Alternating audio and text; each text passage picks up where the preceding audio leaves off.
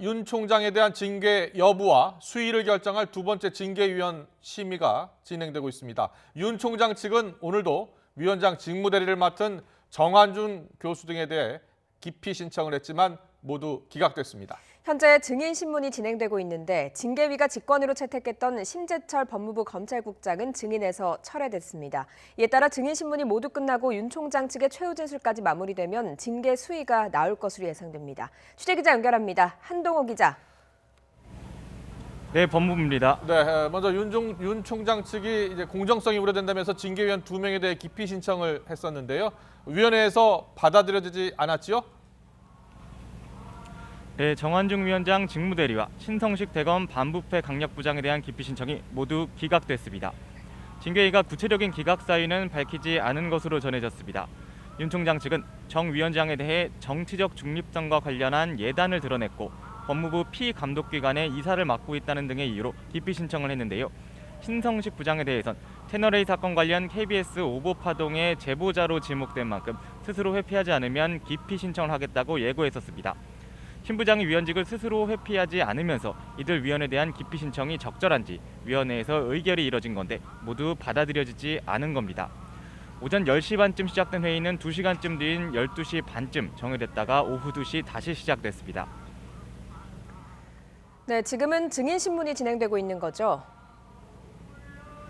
네, 그렇습니다. 지난 1차 심의기일 때 증인으로 채택된 사람은 8명이었는데요.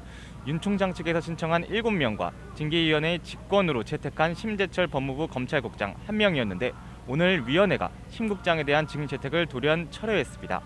윤 총장 측은 심 국장에 대한 증인 신문을 할 수 있게 해달라고 오전 회의 때 다시 요청한 상태인데 성사 여부는 다른 증인 신문이 종료된 뒤 결정될 전망입니다.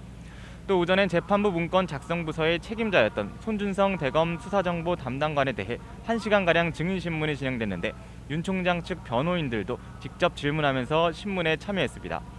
오후 회의 때는 나머지 출석한 증인들, 박영진 울산지검 부장검사를 시작으로 한동수 대검 감찰부장과 류혁 법무부 감찰관, 이정화 대전지검 검사를 상대로 신문이 진행될 것으로 보입니다.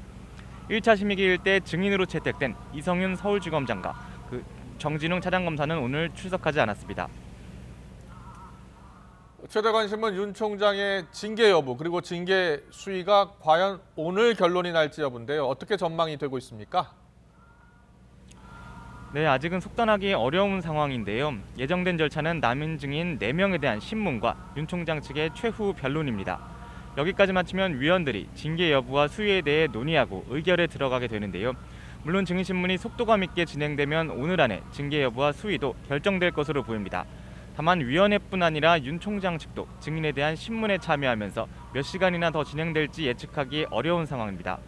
오늘 심의에 앞서 정한중 위원장 직무대리도 오늘 안에 결론이 날지는 해봐야 알 수 있을 것 같다고 말해 속행 가능성도 열어놨습니다. 지금까지 법무부에서 YTN 한동우입니다.